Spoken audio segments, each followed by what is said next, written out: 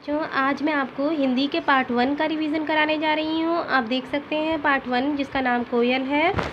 तो रिवीजन कराने से पहले अगर आप भूल गए होंगे तो मैं एक बार आपको फिर से याद दिलाती हूँ कि इसकी समरी क्या है ना, ताकि आपको सारे आंसर्स फिर से याद आ जाएं।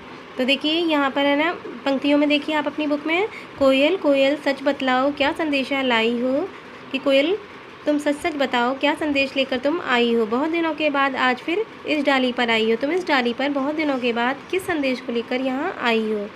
क्या गाती हो, किसे बुलाती, बतला दो कोयल रानी कि तुम क्या गा रही हो, किसको बुला रही हो, ये हमें बता दो कोयल रानी।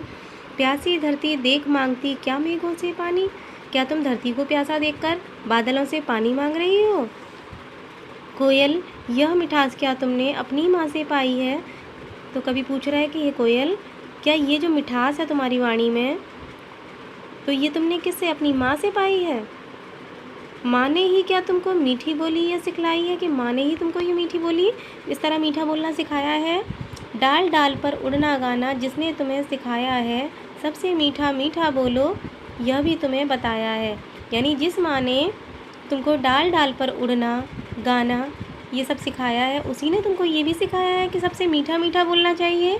बहुत भली हो तुमने माँ की बात सदा ही है मानी, इसीलिए तो तुम कहलाती हो सब चिड़ियों की रानी।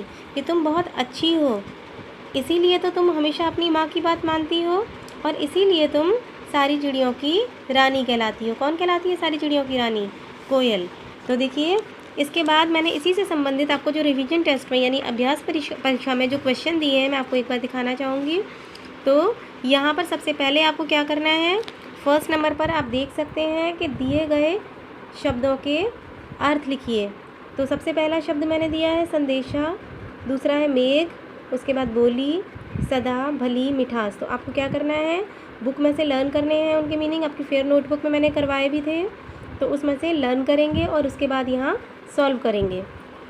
फिर इसके बाद यहाँ पर आपके प्रश्नों के उत्तर आपको पूरी लाइन में नहीं देने बल्कि वन वर्ड में यानी एक शब्द में देने हैं। जैसे देखिए, प्यासी धरती मेघों से क्या मांगती है। तो प्यासी धरती आपको मालूम ही है क्या मांगती है, पानी।